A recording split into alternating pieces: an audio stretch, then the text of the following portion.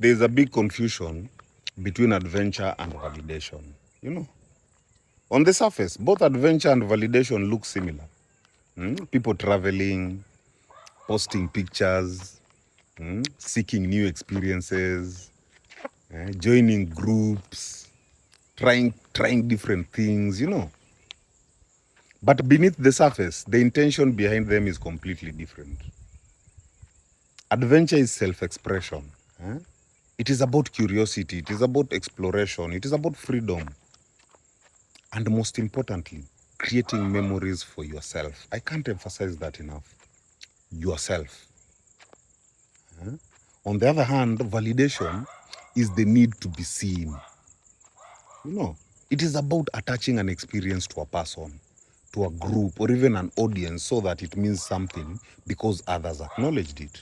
You know, when people don't know the difference, they confuse validation-driven acts with genuine adventure. True adventure is an outflow of the soul. You climb a mountain not to prove anything, but to feel the mountain under your feet.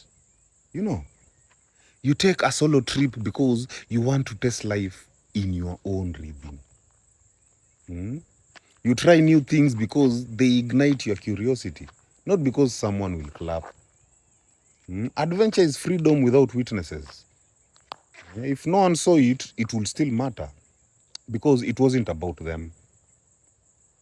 Now, on the other hand, validation is about belonging. It is about being seen.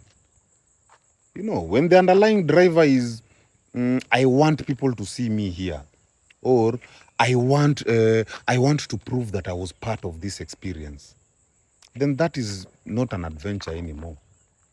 That is a performance. Going on a trip just to post photos, that is validation. Joining a group activity just to avoid feeling left out, validation. Needing someone else to confirm, yes, you are there, you belong, that is validation. It is not about the activity itself. It is about what the activity proves to others. You know, and here is why there is a confusion. Because humans are wired for both belonging and expression. Belonging says, see me, you know, accept me, affirm that I matter. While on the other hand, expression says, this is me.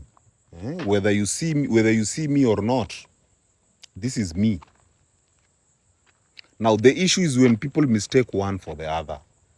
Now, they end up calling their validation seeking as adventure, when in reality, it is just a socially packaged need to be accepted. Now, if you want to know if it's an adventure or a need to be seen or a validation, then ask yourself these questions, whenever you are on one of those things. If no one ever knew I did this, will it still be worth it?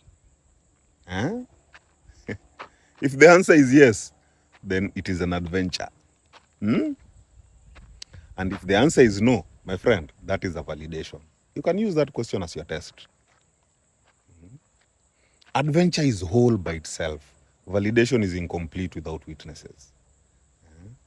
And here's why the distinction matters. One, for self-awareness. If you don't know your real driver, then you'll keep chasing group validation and call it freedom when you are still bound.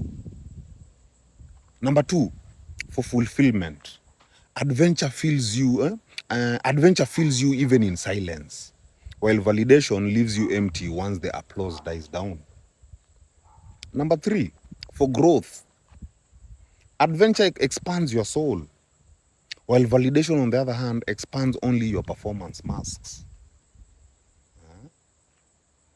Remember, adventure is expression. It doesn't need an audience. It doesn't need a group or even applause. Now, on the other hand, validation, which is the need to be seen, requires others to confirm your worth. Most people confuse the two, but the difference is simple. If no one ever knew, will it still mean everything to you? My people, heal. Heal.